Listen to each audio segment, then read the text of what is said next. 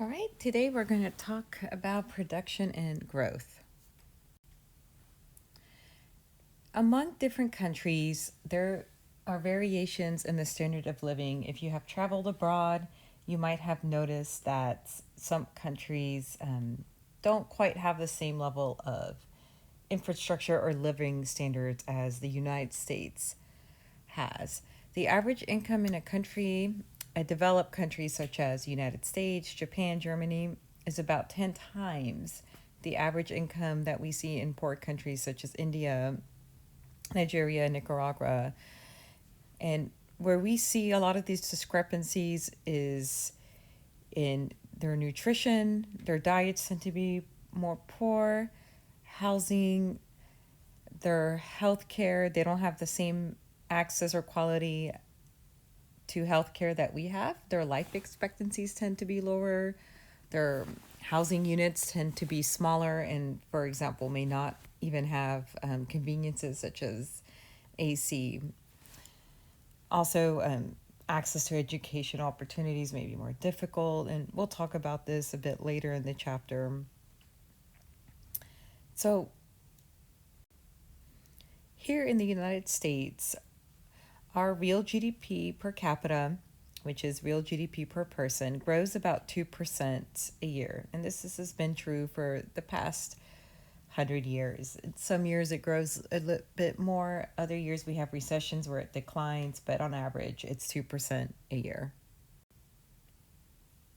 Okay, so we have different time periods represented here. So, for example, let's look at China between 1900 to 2020. Their growth rate per year was 2.56. A lot of that growth was concentrated more towards the more recent years. They had very high growth rates in recent years. Other years, they did not. But their average growth rate was about 2.56%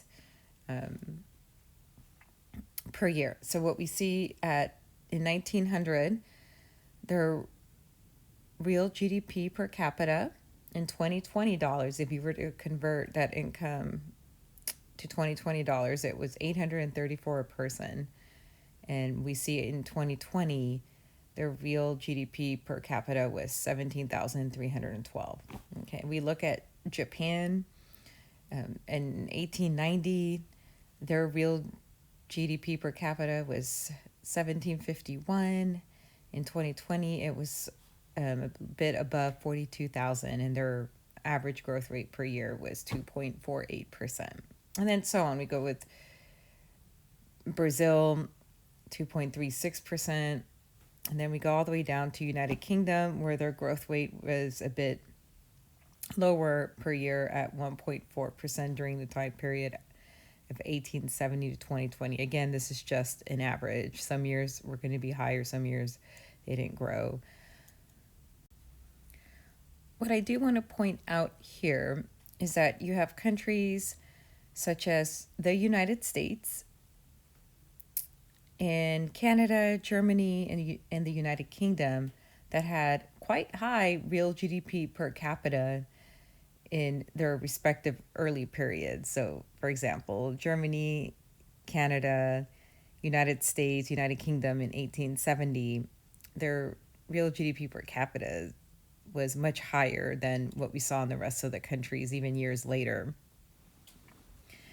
However, what we do observe is that a country like Japan caught up in living standards to countries such as the United States and Germany. And then we have countries like Argentina that had very comparable living standards in 1870 to Germany and Canada, but they have slowed down considerably and their living standards are not quite as high as we see in Germany, Canada, United States today. So based on the last slide, we see that, countries that start out poor are not destined to stay poor forever. So countries like Japan and South Korea had extremely low incomes. They were considered poor countries at one point, and now They are considered developed countries with high standards of living. But we also see countries like Argentina that start off in a wealthier position but then fail to grow as much. They stagnate and their living standards also stagnate. So, at its core, a country's standard of living depends on its ability to produce goods and services. In other words, it depends on its productivity. So, in this case, productivity is output. Y is output because Y also is for GDP, and GDP is output. It measures the production of goods and services in a country within a given period of time, divided by its labor. So, how much does each person produce? And so, what we see in wealthier countries such as Germany, United States, Japan, is that output per person, in other words, the productivity per person, is higher than in countries with low living standards. And that makes sense because the more a country produces, the more they sell, the more they sell, the more money they earn, and so on. Okay? If productivity is increasing, so do living standards. Remember that there's two approaches to calculating GDP. And one of them was the expenditure approach, and the other one was the income approach. So everything that we produce and we sell and we spend on goes back as income to someone else. So the more we produce in goods and services, the more we sell, the more it goes back as income to households. So that a nation can enjoy a high standard of living if it produces a large amount of goods and services, as we do see in countries such as the United States. So there are different determinants of productivity, and the first one we'll talk about is physical capital, and this is denoted by the letter K. And this is the stock of equipment and structures used to produce goods and services. In other words, the machinery used to produce goods and services, printing presses, railroads in a country, electricity, factories, etc. All of this is very important. A country that has a higher stock of physical capital is going to have the opportunity to produce more, have higher rates of productivity than a country that does not have a higher stock of physical capital. Okay, so we look at physical capital per worker. So this is K divided by L. So productivity is higher when the average worker has more capital. So the more machines and equipment the average worker has, the higher their productivity will be.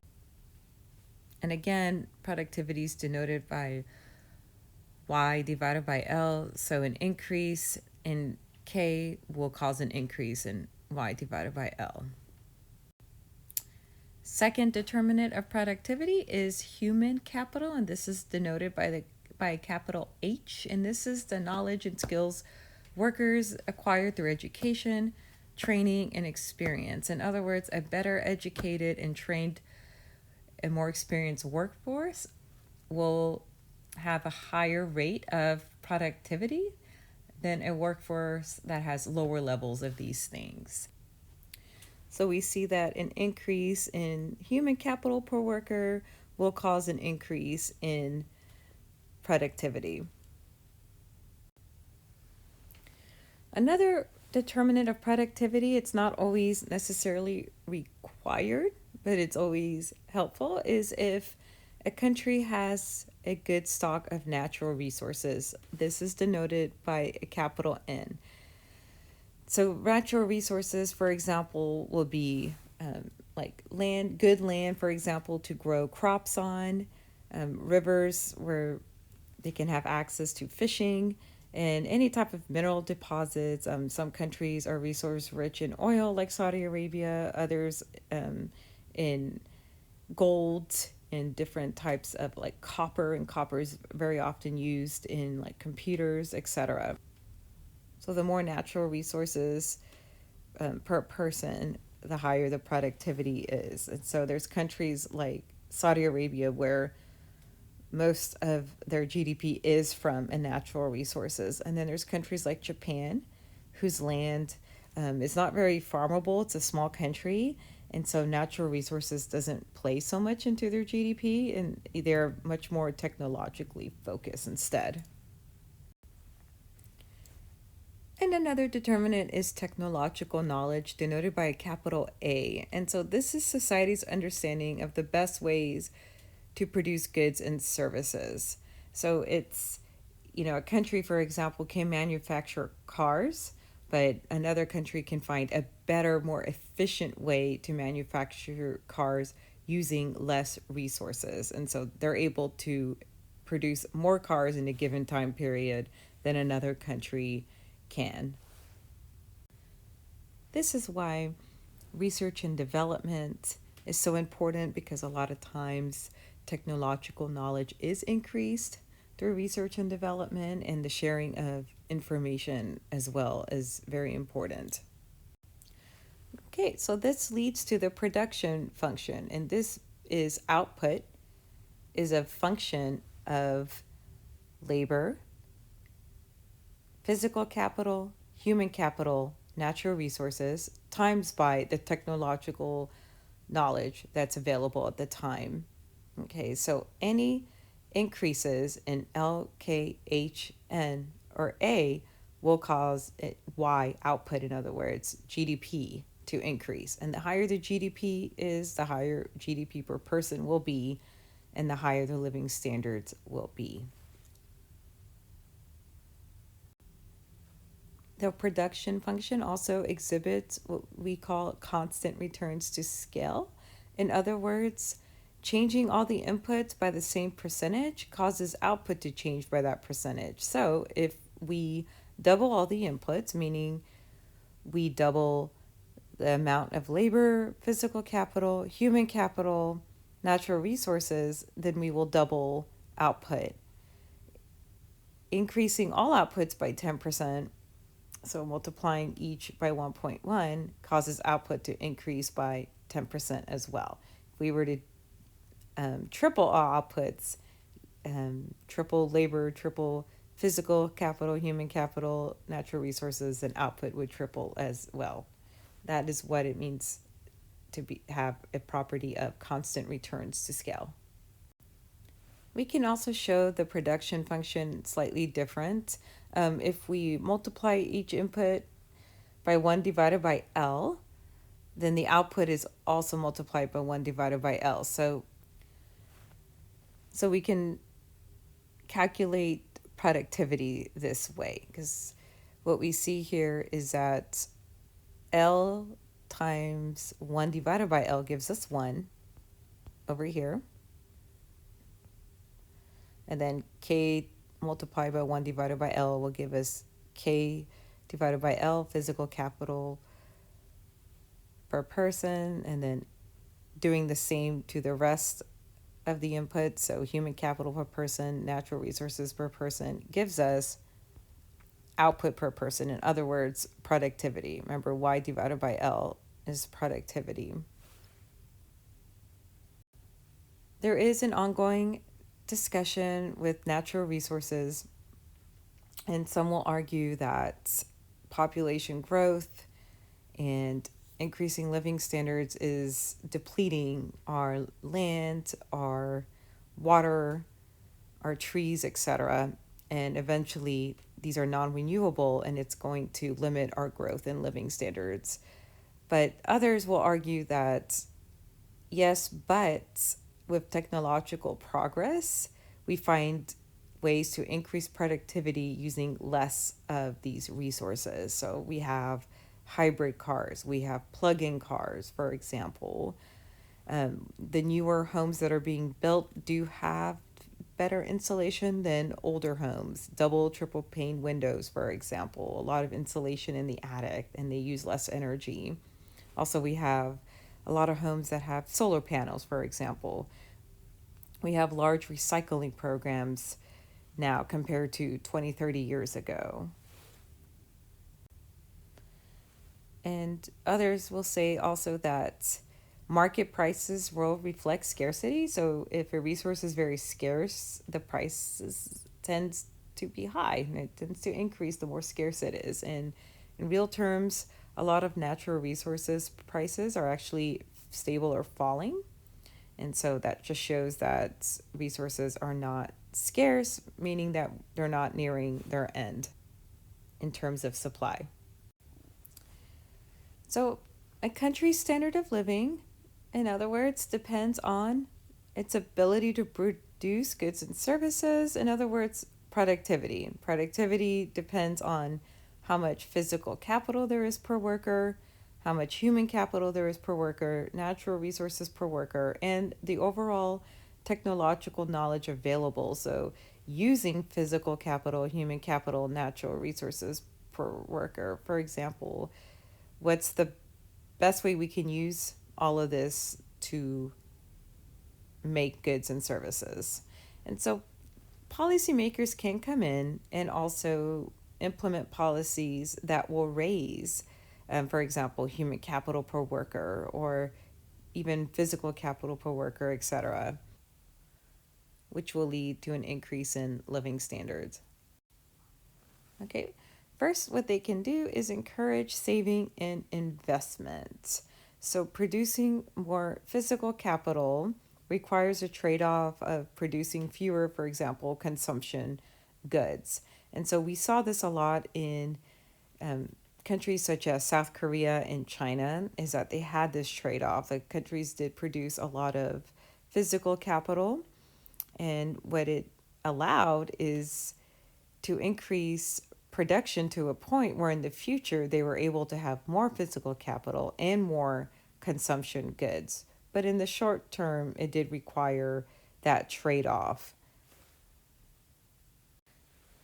What we do see is that increases in physical capital eventually exhibit what we call diminishing returns, and that's where productivity and living standards keep on increasing but at a lower rate than in the beginning. So, for example, if a country's very, very simple example, but if their output, if their income depended on a country of people writing memos, for example, if they had a if they had to initially write memos with pen and paper, their output would not be as high, for example, as if they were writing memos using a computer, right? A computer allows us to write more memos in a much more efficient and quicker manner, so we would be able to produce more memos per day. So the productivity increase going from pen and paper to a computer would be quite large. But now that everyone has a computer and they're writing memos using a computer, let's say now they get upgraded to a faster computer. Sure, their productivity will increase, but it won't be the same amount of increase as it was initially when we went from, example, pen and paper to a computer. So in graph form here, so we have on the x-axis output per worker, the y-axis here capital per worker. And so what we see here in the green, if workers have access to a low amount of physical capital, then any increase in physical capital will give them quite a large increase in productivity. So we see here that an increase in capital per worker leads to a sizable increase in productivity. Okay, because they didn't have much to start out with. But once they have a high amount of physical capital per worker, any increases in physical capital per worker. So notice here the increase on the y-axis is the same here in the red as it was in the green, but the change in output wasn't as much. And so this is illustrating diminishing returns. And so countries such as the United States exhibit this. That's why our growth rates in recent years have been much lower than growth rates in countries such as China, for example, and South Korea. So, and we call this the catch up effect.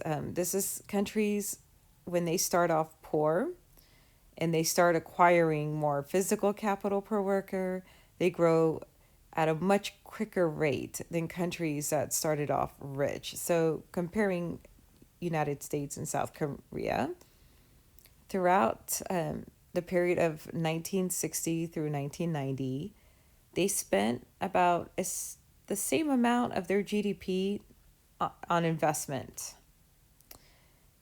However, growth in South Korea was over 6% during those years and only 2% in the United States. And that's because the United States already had a high amount of physical capital per worker starting in 1960, whereas South Korea didn't. And so, them acquiring more physical capital had a much higher increase in productivity for them.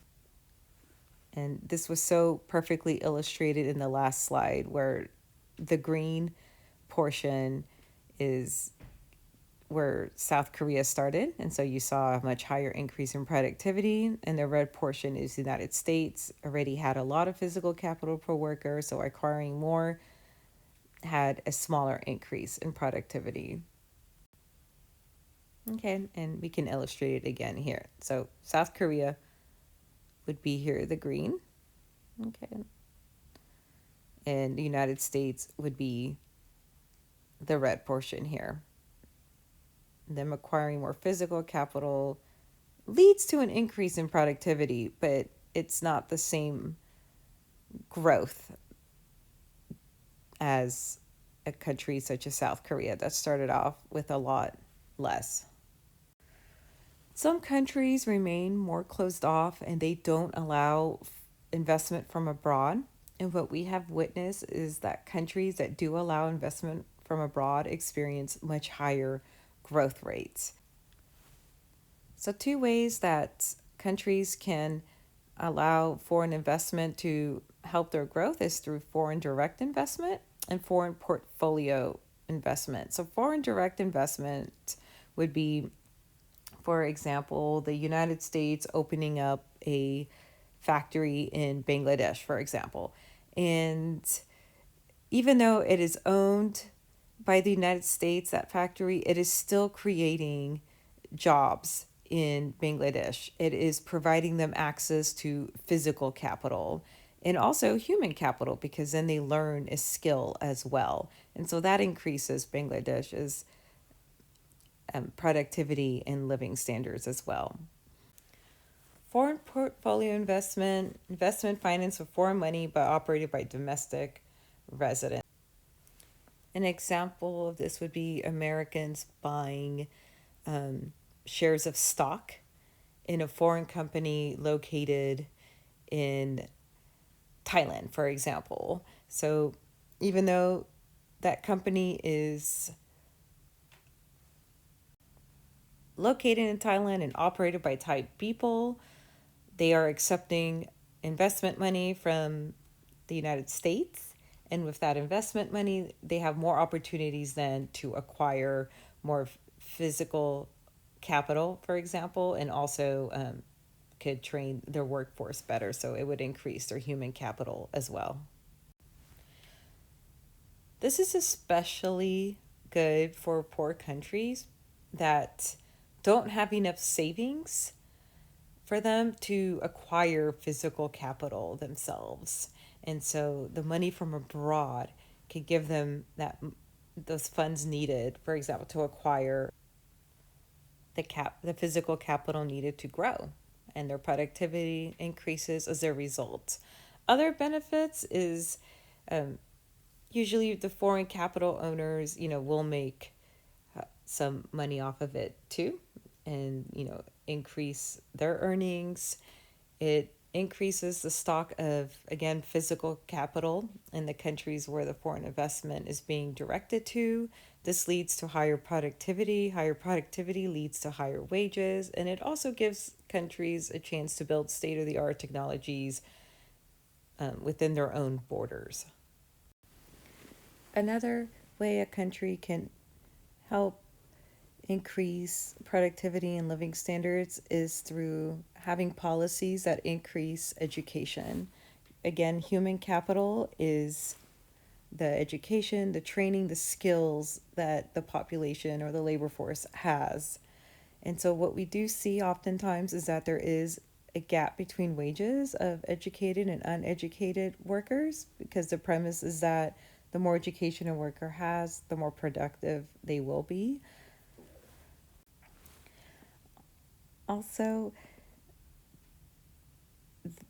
education has what we call positive externalities. A higher educated society tends to have lower rates of crime, better health outcomes, higher life expectancies as well. And so, one way that a government can increase human capital is by offering and requiring public education. So in the United States, public education is required until you're 18, but in other countries, after a certain lower grade, it could be third grade, fifth grade, it's not required. In some countries, it's not required at all, or it's not required, for example, for women. And that is a huge factor in some extremely poor countries is that women don't get educated. Oftentimes, they don't enter the labor force. They get married extremely young, have kids young, and that lowers the overall productivity of a country. And some policies there have been encouraging women to go to school, get educated, delay marriage and childbirth to a later age instead of 15, 16, and what they have seen is living standards, productivity have increased as a result.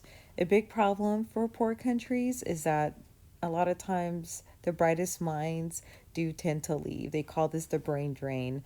There's no opportunities for them at home, so they leave and find work abroad.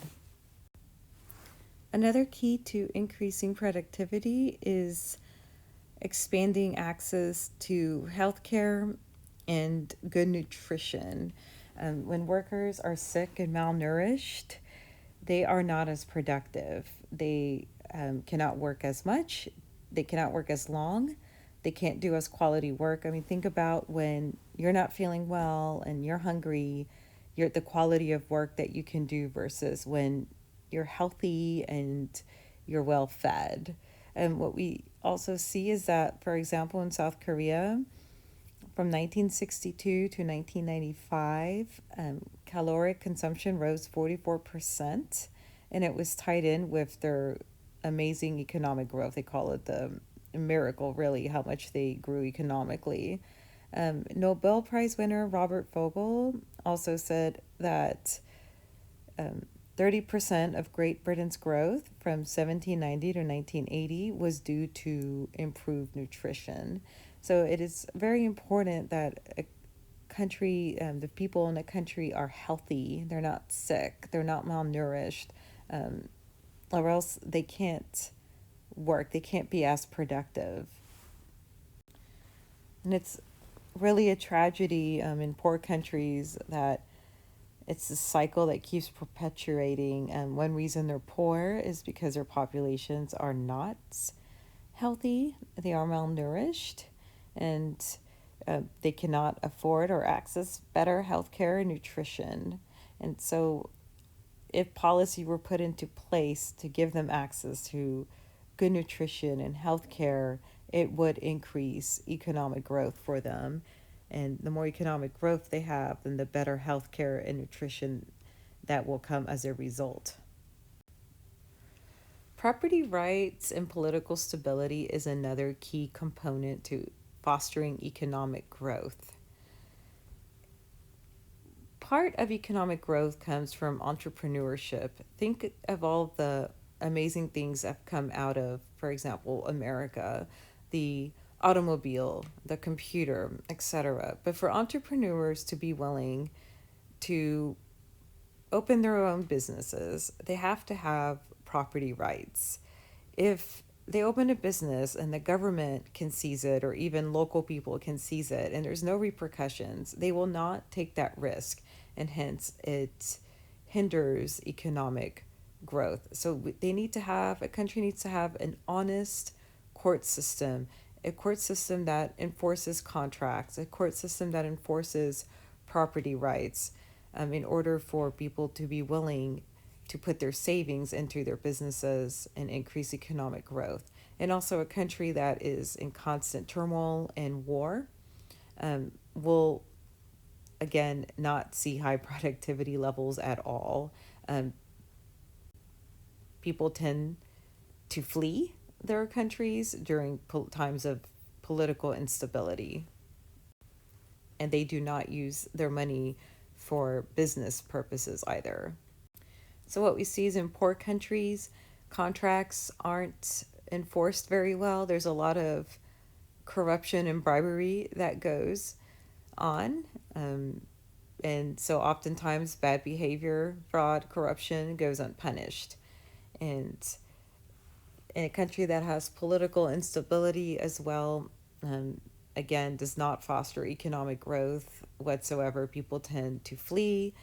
People aren't sure of their future, so they don't put their money in investment purposes. If there is a general distrust of the government, then people will be hesitant to invest in future projects that can lead to economic growth. Going back to the principle of trade can make everyone better off, again, we have seen countries with inward oriented policies, such as Argentina, North Korea, Cuba, um, fail to experience growth and are quite poor. Um, and countries that have outward oriented policies have experienced high rates of growth, especially countries in Asia, such as China, South Korea, Thailand, etc. So, inward oriented policies, essentially, they limit interaction with the other world. They don't limit, I mean, they don't allow free international trade. Oftentimes, they have quotas and tariffs. And we see with outward oriented policies, these restrictions are eliminated, and they freely trade with other countries. And it's not just the trade of goods and services alone.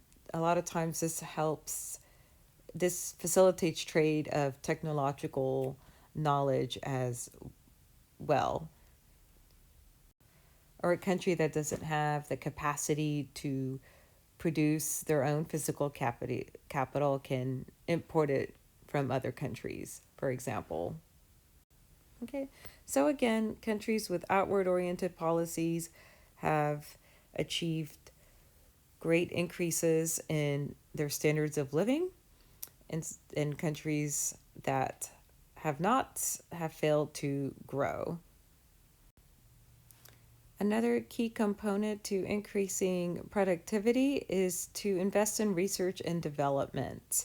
So, over time, we have found ways to produce goods and services more efficiently using less resources. So, we need to have knowledge as a public good. Free access to knowledge helps to give new ideas, new inventions, new ways of doing something.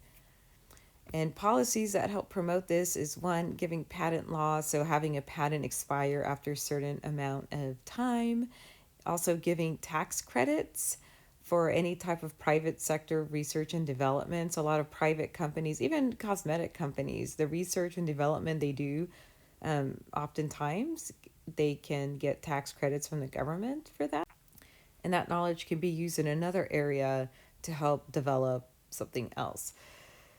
And also, a lot of research and development actually happens at the university level. And so, governments will provide grants to encourage this type of research. And so, we find that countries like the United States that do have patent laws and tax incentives and grants for research have higher growth rates than countries that do not have these types of policies in place. And another factor to increasing living standards is having a growing population. And this is quite an issue for countries such as Japan that is actually experiencing a declining population. They can have policies to promote population growth, such as generous parental leave, child tax credits, etc., making it easier for people to have more children. Um, Population growth can affect living standards in a few different ways. Um, some critics of population growth will say that they will stretch natural resources. So, Thomas Malthus argued that essentially high population growth will deplete our food supply and people will die off and the remaining people will live in poverty. And so, because of his doomsday prediction, economics was coined the dismal science. However, this did not come to fruition, despite the fact that the world population increased sixfold since his prediction. And that's because he didn't take into account the technological knowledge that was happening during that time. And so society found a way to, for example, increase their food supply in a more efficient way using less resources. Another way population growth can affect productivity is it can dilute the capital stock if it's growing faster than the amount of physical capital. And so a lower amount of physical capital per worker would lead to lower rates of productivity. The way some countries have developed with high population growth is like in China, they had a one child law from 1980 to 2015 because their population growth was explosive, providing birth control. This is especially important in poorer countries where females become mothers at an extremely young age and have many children as well. And as discussed earlier, delaying childbirth for women and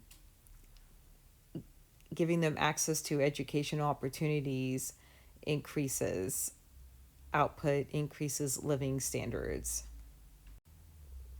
However, Michael Kramer also argued that high growth rates are good because there are, the more people there are, then the more scientists we'll have, inventors, engineers, and hence we will have more inventions and discoveries as well. And he also noted that economic growth rates increased as the world's population increased, and regions with a higher human population also had higher rates of economic growth than regions with lower amounts of human population. And this concludes chapter 12.